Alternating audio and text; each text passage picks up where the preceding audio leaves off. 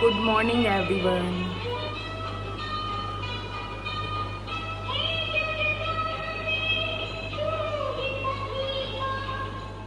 अब मैं बेटे के लिए टिफ़िन के लिए लंच की तैयारी कर रही थी। आज मैंने उसके लिए सैंडविचेस बनाई। उसके बाद मैं पार्क में वॉक के लिए गई। उसके बाद घर पर आकर थोड़ा रेस्ट किया। उसके बाद घर के कामों में लग गई। सबसे पहले मैंने आज कपड़े वॉश किए, कपड़े सुखा रही थी। उसके बाद फिर और काम फिनिश किए। उसके बाद मैं नहाने धोने के लिए चली गई। फिर नहा धोकर मैं पूजा के लिए रेडी हो रही थी। फिर बस आज मैंने सिर धोया, बाल वाल सुखा रही थी। उसके बाद मैंने पूजा करने के लिए चली गई मंदिर में। इस तरीके से मैंने अपने दिन की शुरुआत करी, क्योंकि आज फ्राइडे था, आज मेरा फास्ट था। बस मंदिर में पूजा के लिए बैठ गई। आप लोग अपने दिन की शुरुआत किस तरीके से करते हैं? मेरी ज़्यादातर शुरुआत इसी तरीके से होती है, मॉर्निंग में पूजा करना। आजकल सावन चल रहा है, तो जैसे कि आप सब लोग जानते हैं, इन दिनों पेड़ों पे बहुत सुंदर सुंदर फूल आए हुए हैं, जो कि मैं पार्क से ले आती हूँ भगवान जी को चढ़ाने के लिए। इस तरीके से मैंने अपने दिन की शुरुआत की। फिर मैं अपने घर के और कामों में लग गई। लंच की भी तैयारी करनी थी।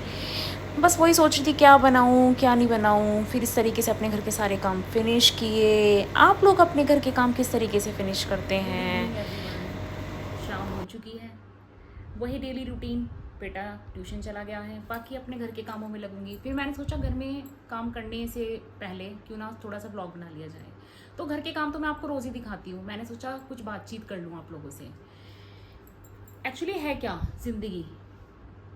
ज़िंदगी कहते हैं ना, चलती का नाम ज़िंदगी है, जैसे कि आप सब लोग भी जानते ही होंगे। हमारे जो घर के काम है वो कभी फिनिश नहीं होते। जब मेरी मम्मी थी तो जब भी मेरे से बातें करती थी या मेरे पास आती थी, तो उनकी एक ही बात होती थी जब मैं घर के कामों में लगी रहती थी, कि इंसान चला जाता है पर घर के काम कभी ख़त्म नहीं होते हैं, कामों में ही लगी रहती है, अपने लिए भी टाइम निकाल कर। वो बेचारी कहती कहती ही चली गई।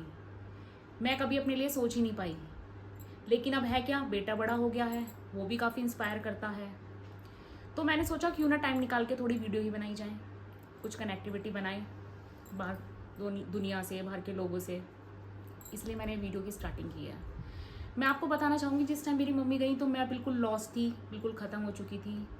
ये फैमिली ही होती है जो हमें सपोर्ट करती है और हमें आगे बढ़ाती है, या फिर हम जब बिल्कुल डाउन हो जाते हैं हमें ऊपर उठाती है। तो यही कारण है मेरी इन वीडियोस को बनाने का या ब्लॉग को बनाने की स्टार्टिंग करने का। सिर्फ बेटे का सपोर्ट, फैमिली का सपोर्ट, यही सब चीज़ें हैं। तो मैं आप लोगों से भी यही कहना चाहूँगी कि टाइम निकालें, जो भी आपको अच्छा लगता है आप अपनी लाइफ में भी ज़रूर करें।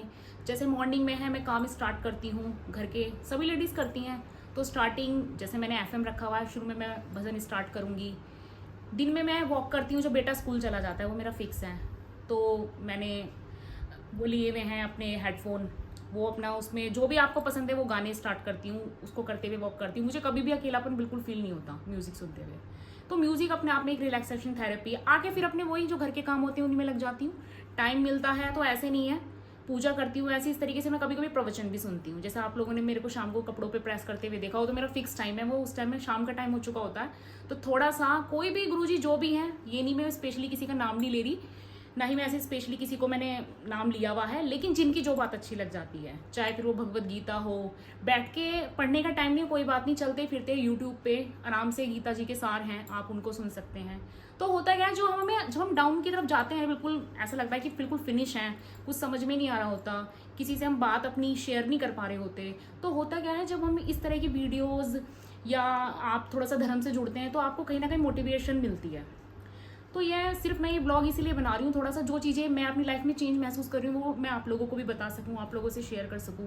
अगर आप लोग भी इसी परिस्थिति में, जिस परिस्थिति में मैं हूँ, तो शायद मेरी ये ब्लॉग, ये वीडियो आपके लिए भी शायद फ़ायदेमंद हो। बाकी अगर मेरे ब्लॉग या वीडियो अच्छी लग रही तो प्लीज़ आप लाइक करें, मेरे चैनल को सब्सक्राइब करें। बाकी मिलते हैं अगली वीडियो में। Thank you, bye bye. Hello guys, अपने घर के शाम के काम मैं स्टार्ट करूंगी। जैसे मैंने आपको अपनी सुबह की वीडियो में बताया था, आज फ्राइडे है, मेरा वैभ लक्ष्मी जी का फास्ट है, तो फास्ट का खाना बनाऊंगी। फास्ट में मैं बिना लहसुन प्याज का, सिंपल टमाटर में ही बनाती हूँ। बनता खाना ही अन्न खा लेते हैं, लेकिन बिना लहसुन प्याज का। बस अब वही सोच रही हूँ क्या सब्जी बनाऊँ, तो वो डिसाइड करती हूँ क्या बनाना है, बाकी फिर घर के कामों में लगती हूँ। वही शाम के काम, कपड़े तय करना, कपड़े प्रेस करना, बाकी अपने घर के काम फिनिश होने के बाद मैं आपसे दोबारा वीडियो में मिलती हूँ। Okay, bye bye. बस अपने घर के और काम, अब शाम का टाइम हो रहा था, मैं बर्तन वर्तन लगाए, खाने की तैयारी करी।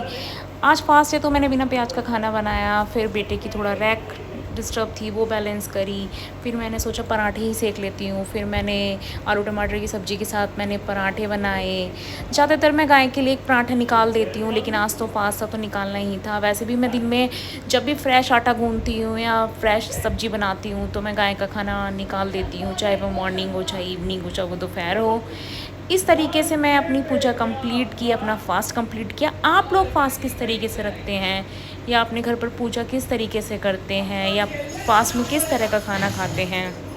इस फ़ास्ट में ज़्यादातर मैं बिना प्याज का खाना खा लेती हूँ।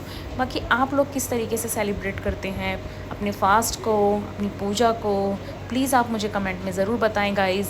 आपको मेरा ब्लॉग कैसा लग रहा है प्लीज़ ज़रूर बताएँ। मेरे चैनल को लाइक करें, सब